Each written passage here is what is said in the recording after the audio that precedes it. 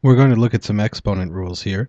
There's 4 problems across the top, so there's 4 different types so that you can see some different ones. Here, when you have an exponent on a parenthesis, the exponent in a sense gets distributed to the entire parenthesis, but it's distributed to the other exponents. So even when there's a number there, you have to think of the number with the exponent of 1.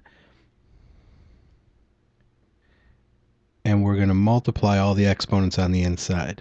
So this is going to become negative 10 to the negative third, x to the negative ninth, y to the 15th.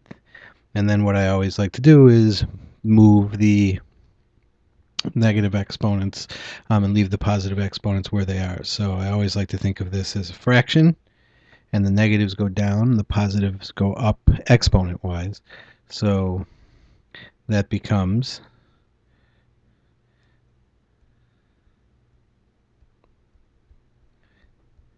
negative 10, when you move the exponents, lose their negative sign. X to the ninth both go down because they're negative, and y to the 15th stays on top. And then the last thing to do is simplify, because I can actually do 10 to the third. So that's y to the 15th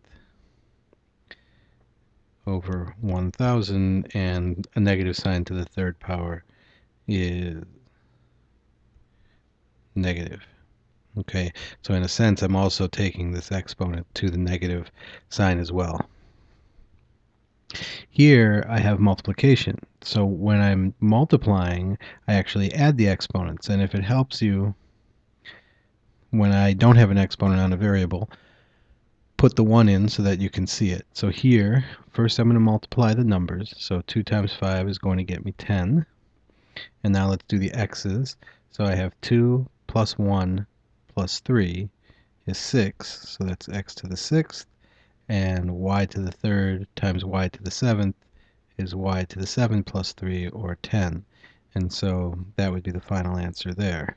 Circle this one. In division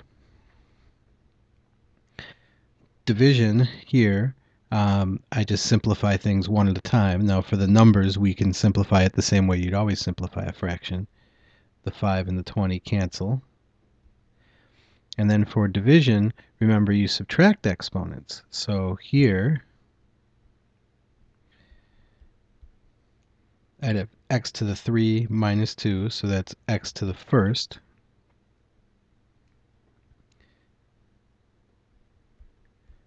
And y to the 9 minus negative 2, so that's y to the 11th.